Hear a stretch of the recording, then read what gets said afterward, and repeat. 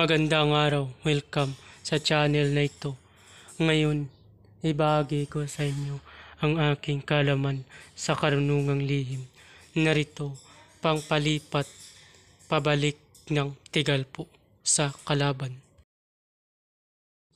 Shout out sa channel ni Child of God.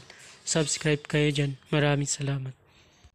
At kung bago ka pa lamang napadpad sa channel na ito, huwag kalimutan mag-subscribe and click the bell icon para laging update sa mga bagong video.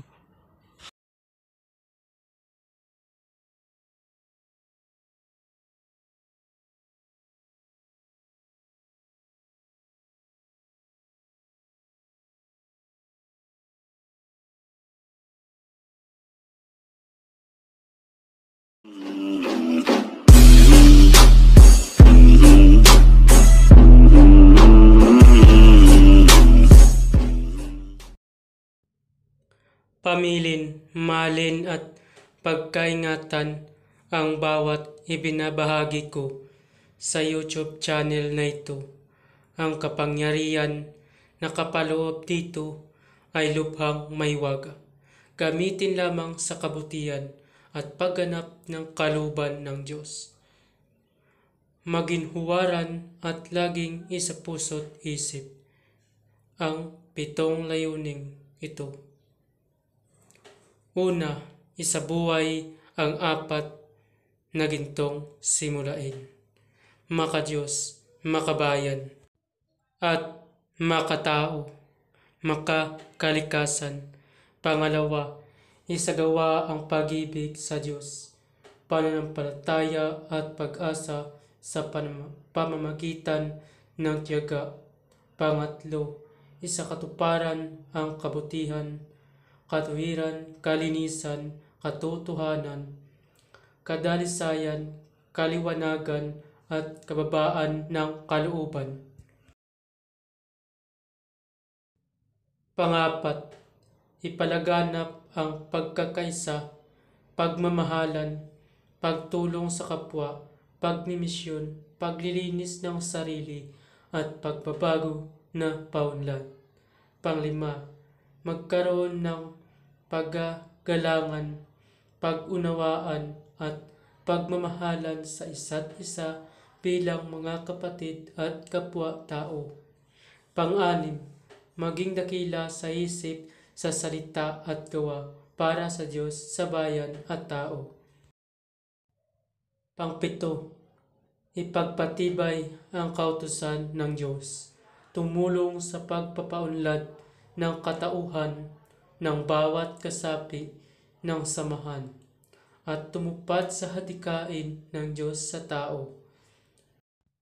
Sa pamamagitan ng pagsunod sa mga layuning ito, ang isang naghanap sa Diyos ay makakasumpong sa Kanya at hindi pagkakaitan ng Kanyang liwanag. Pamamaraan. Ang paggamit ng orasyon nito ay kailangan mataas ang iyong kaalaman pagdating sa espiritual dahil isang mataas na uri ang orasyon.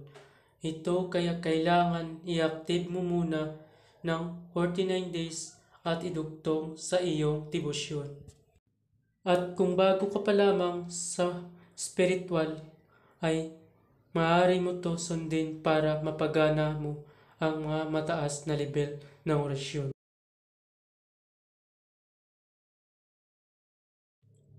Para saan nga ba kapag i-active mo ang orasyon? Para po ito sa iyong sarili. Kapag na-active mo na ng 49 days na walang patlang at nakabisado mo ang orasyon, kapag nagkasakit ka, kaya mo gamutin ang iyong sarili. Pero kung natapos mo ang 49 days na walang patlang at hindi mo pa kabisado ang orasyon at ginamit mo kapag nagkasakit ka, hindi mo kaya gamutin ang iyong sarili. Kaya bago gamitin ay kailangan kabisatuhin ang orasyon. Ang pag-active ng orasyon ay isa din sa pagpapabisa ng orasyon na iyong gagamitin. Lalo lumalakas ang orasyon kung natibusyonan ng 49 days at madali paganahin kahit mataas pa dahil na-active mo na ito ng 49 days na walang patlang. Ang paggamit ng orasyon ay kailangan mo muna ng pondo para pagkunan ng kapangyarihan na magpapagana ng orasyon. Ang sinasabi kong pondo ay tulad ng Ama namin, Aba Ginong Maria, at luwalhati sumasampalataya. Depende sa iyong gagamitin na pondo. Meron din Latin para madali ito pagganahin kung ang iyong gagamitin na pondo ay Ama namin, Aba Ginong Maria, luwalhati sumasampalataya. Yan tag-3 beses ulitin ang Ama namin, Aba Ginong Maria hanggang sumasampalataya. Pwede din ang orasyon na pondo ang iyong gamitin para mas lalo talaga bumisa at lumakas ang iyong pondo. Pamamaraan, magtirik ng 3 kandilang puti at magdasal ng 3 Ama namin, 3 Aba Ginong Maria, 3 luwalhati at 3 sumasampalataya. Pagkatapos magdasal ay sunod ang orasyon ng 3 beses. Pagkatapos usalin ang orasyon ng 3 beses sa isip, ay iihip sa tubig na ipainom o sa bunbunan ng pasyente para ang tigalpo ay bumalik sa nagtigalpo sa iyo. Narito ang orasyon. Christi, Chrisni, Saibami, Egosum, Pactum, Ekhom, Ekhem, sundan mo ako po.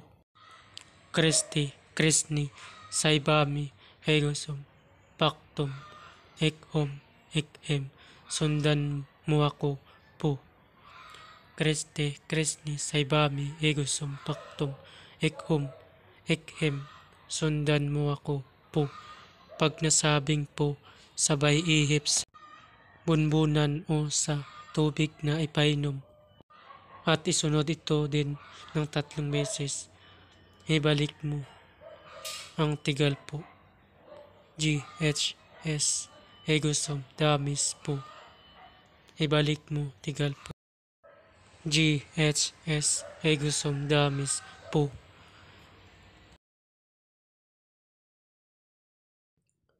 Babala ang lahat ng mga orasyon na inyong mababasa dito ay lubhang makapangyarihan. Gamitin lamang sa mabuti. Ibinabahagi ko ang mga orasyon na ito para katulong at hindi para makapanakit ng sinuman. Ang sinuman na gamitin ito sa masama ay magkakamit ng walang hanggang paghihirap habang buhay hanggang kamatayan. Maraming salamat po. At kung bago ka pa lamang napadpad sa channel na ito, huwag kalimutan mag-subscribe and click the bell icon para laging update sa mga bagong video na ina-upload ko. Maraming salamat.